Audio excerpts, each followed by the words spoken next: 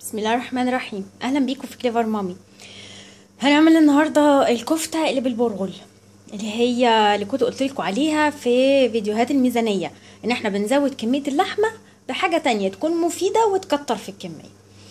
فاحنا هنعملها بالبرغل اللي هو بيكون يعني احنا عندنا حبه القمح الكامله لما بتطحن ليها درجات. الدرجه الاولى الخشنه اللي هي الفريك، الدرجه التانية هي البرغل اللي هو ده اهو.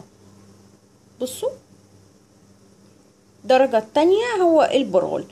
هو بيبقى مكتوب عليه برغل، ممكن تشتروه بالكيلو، ممكن في اكياس من الماركت، زي ما انتوا عايزين. وباخده في ميه دافيه، في الشتاء بحطه في ميه دافيه زي ما انتوا شايفين كده. بصوا بتلاقوا حجمه زاد وبقى زايد كده.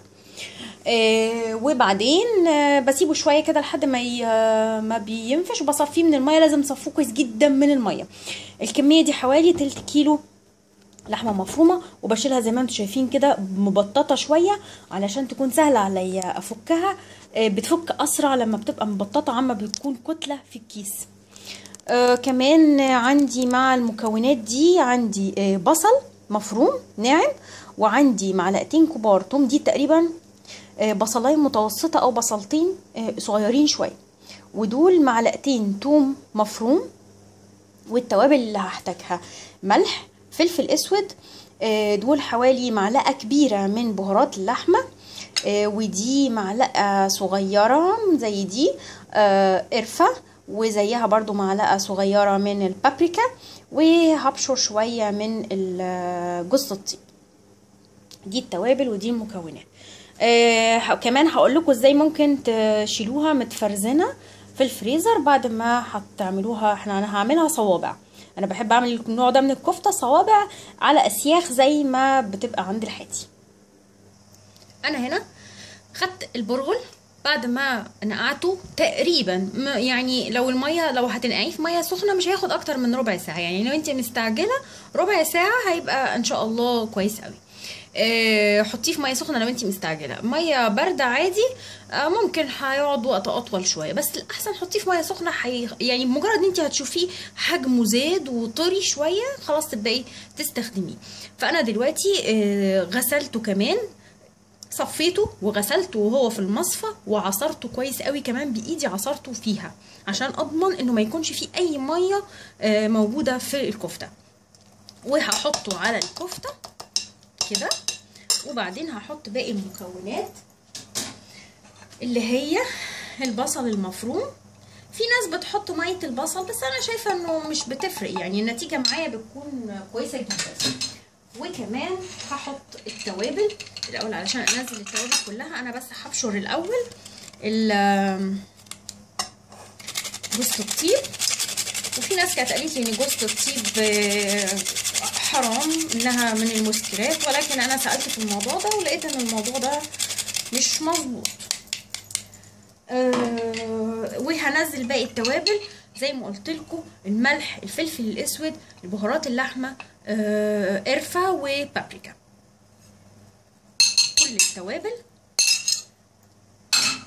هلبس بس الاول جلافز في ايدي واجي علشان انا ما بحبش اتعامل بيها بايدي مباشره.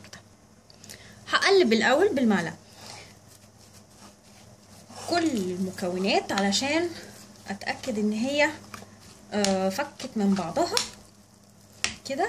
طبعا انتي طلعي اللحمه تفك، يعني انتي مثلا قبل ما تنزلي شغلك الصبح طلعي اللحمه بتاعتك تفك، او لو انتي حتى ست بيت طلعي برضو اللحمه بتاعتك اول ما تبداي هتشتغلي. زي ما كنت قلت لكم بنجهز ونشوف هنوضب ايه في الغدا بتاعنا قبل ما نبدا نشتغل اي حاجه، عشان نبقى ارتحنا وعرفنا احنا هنعمل ايه. وزي ما انتم شايفين الكفته دي سهله قوي. انا هستغنى بقى عن دي وهوريكم بعجنها ازاي. بلبس بس جلافز في ايدي، مش بتعامل مباشره كده، وببدا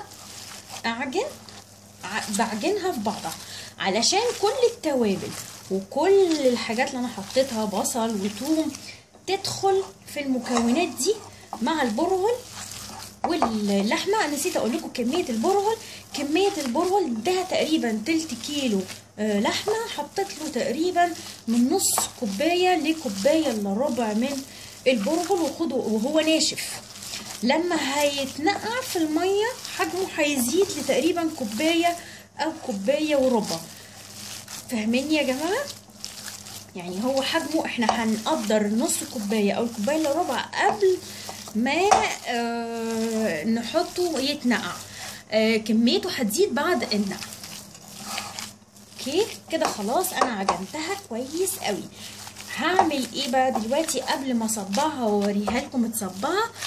هشغل الفرن على درجة الحرارة، اعلى درجة حرارة عندي، علشان على بال ما هصبعها يكون الفرن سخن كويس قوي، لان احنا في الشتاء فبيغيب شوية على بال ما بيسخن. حبيت بس قبل ما اصبع الكفتة اوريكم حاجة. لو احنا محتاجين نشيلها لوقت تاني، يعني بنجهز شويه وجبات لخلال الاسبوع انت سيده عامله، او محتاجه وقتك، حتى لو انت سيده بيت ومحتاجه في الوقت يعني ينجز معاكي وبتحبي تشيلي اكل الاسبوع كله في الفريزر، فهتعملي ايه؟ هتجيبي اللي هو الاطباق اللي هي دي، اللي هي الفوم دي، زي ما قلت لكم قبل كده بنفتح الاكياس البلاستيك اللي زي دي وبحطها بفرشها فيها. ليه؟ لان هي هتعمل لي يعني لما اجي اطلع بقى الكفته عشان تفك، حتى لو هتطلعيها وهي طالعه من الفريزر هتفك معاكي على طول. هتحطي فريشي كده وهترصي الصوابع جنب بعض. اوكي، لو الطبق ده خلص ما تحطيش الدور التاني فوقيها. ليه؟ او جمدي الدور اللي انت حطيتيه قبل ما تحطي الدور التاني، لانك لو حطيتي الاتنين فوق بعض هتتبطط ومش هتبقى صوابع. او هتستخدمي طبق تاني كمان وتحطي فيه الكميتين مع بعض، وما تحطيش فوق بعض غير لما يكون اتجمد فعلا علشان تفضل الصوابع بنفس الشكل بتاعها. اوكي يا جماعه. وبعدين بورق الكلينج فيلم او بكيس بلاستيك تاني بتدخليه جواه، وكده انت عندك كفته جاهزه هتطلعيها ترصيها في الصينيه القالب زي ما هوريكم دلوقتي انا عامله ايه في القالب، وتدخليها فرن حامي سخن جدا. لو انت هتعمليها على طول وهتستوي على طول للغدا مثلا، ممكن تستخدمي اعواد الباربيكيو دي، اعواد الشوي، في منها الطويل اللي هي بتاعه الشيش طاووق، وفي منها الكفته الاقصر شويه دي. انت ليكي الحريه طبعا. انا دلوقتي هصبعها. انا عندي العود الخشب ده حجمه جميل قوي، بصبع عليه الكفته وهوريكم دلوقتي ازاي.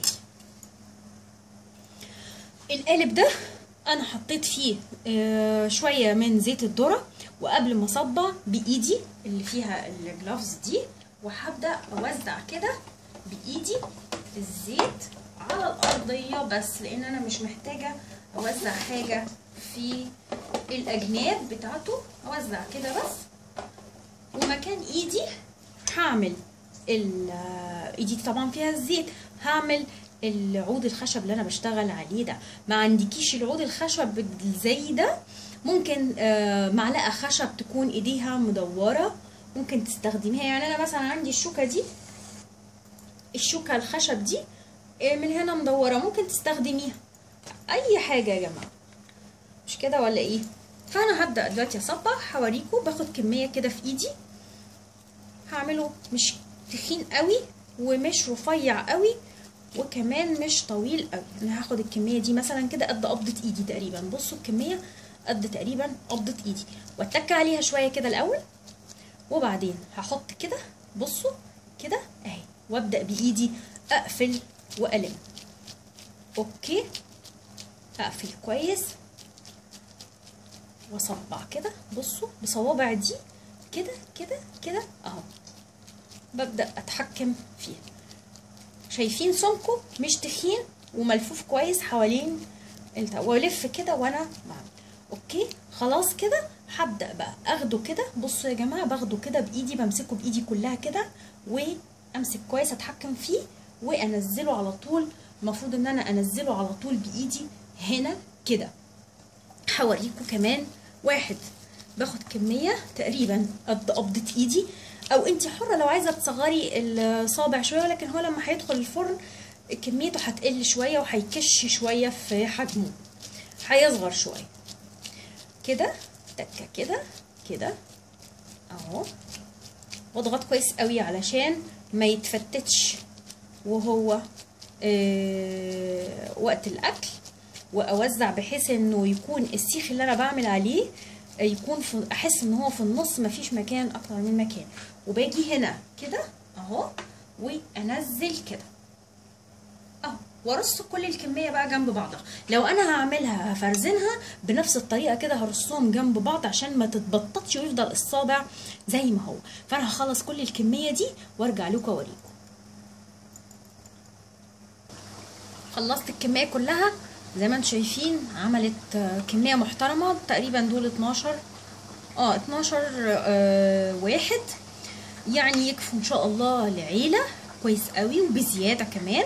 انا زي ما قلت لكم انتوا لكم الحريه تعملوها الاشكال اللي انتوا عايزينها.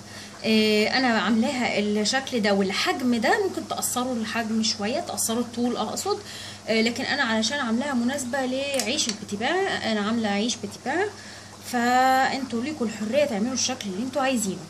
وممكن تعملوها في شكل وحدات مدوره لبرجر، يبقى في العيش الكايزر. انتوا ليكوا الحريه. دلوقتي النار الفرن حقق درجه الحراره اللي انا محتاجاها، لازم يكون حامي جدا، وهدخله. بس قبل ما ادخله هعمل ايه هقول لكم. قبل ما تدخل الفرن على طول انا حطيت هنا في الركن هنا شويه من زيت الذره زي اللي انا حطاه في الصينيه من تحت، وهبدا بالفرشه اخد كده وادهن وش الكفته علشان هتحمر معايا كويس. لما هيكون عليها الزيت هتحمر معايا وتبقى شكلها جميل ولونها حلو قوي، ما تتحرقش من تحت وهي لسه ما احمرتش من فوق. هكمل كل الكميه وهدخلها الفرن. خلاص دهنتهم كلهم، وخلي في مسافه كده بينهم وبين بعض عشان تحمر كويس، ويلا بينا على الفرن. زي ما قلت لكم الفرن سخن جدا، هدخلها على الرف اللي في النص هنا وهسيبها. اول ما تلاقيها لونها خلاص نشف واتغير واحمرت خلاص، وشها احمر ومن تحت كمان احمرت، تطلعيها وهنشوف مع بعض لما تطلع هيبقى شكلها ايه. دلوقتي بقى هوريكم انا هعمل ايه. شايفين الفحمه دي؟ الفحمه دي انا حطاها هنا على النار لما دخلت الكفته في الفرن. وعملت ايه؟ جبت هنا، طلعت الصينيه من الفرن وحطيت حته من ورق الفويل هنا الزيت اللي تحت كله مايل في جنب واحد. فانا هاخد بقى بالماسك، هاخد الفحمه على ورق الفويل بعيده عن الكفته خالص، وبعدين علشان بس مخنش نفسي هاخد بقى بسرعه من الزيت اللي هنا ده. شايفين الزيت اللي هنا ده لانه سخن، هحط منه على الفحمه. بصوا دخنت ازاي علشان تبقى زي كفته الحاتي بالظبط، وتكوني مجهزه حاجه تغطي كويس قوي. هوريكم دلوقتي تغطي كويس قوي الصينيه دي وتغطيها، تتقفل عليها تماما عشان يفضل الدخان ده جوه. وهدخلها تاني في الفرن وهوريكم بعدها واحنا بنقدمها. اهي خلاص انا قافله عليها، القالب التاني قفل عليها، وهقفل عليها الفرن وهنشوف بقى هنقدم ازاي. وادي كفته الحاتي، كفته البرغل مشويه بنفس ريحه كفته الحاتي. طبعا انتوا ممكن تعملوا تحتها فرشه من البقدونس، بيبقى جميل جدا، بس انا ولادي لو لقوا البقدونس فيها مش هياكلوها. انتوا اعملوا انتوا فرشه البقدونس تحتها.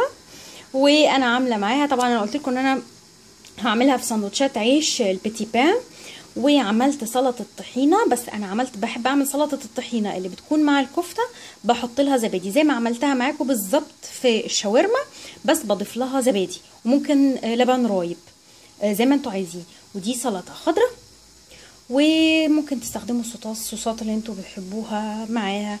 بألف هنا وشفا. اشوفكم فيديو جديد من مطبخ كليفر مامي. السلام عليكم.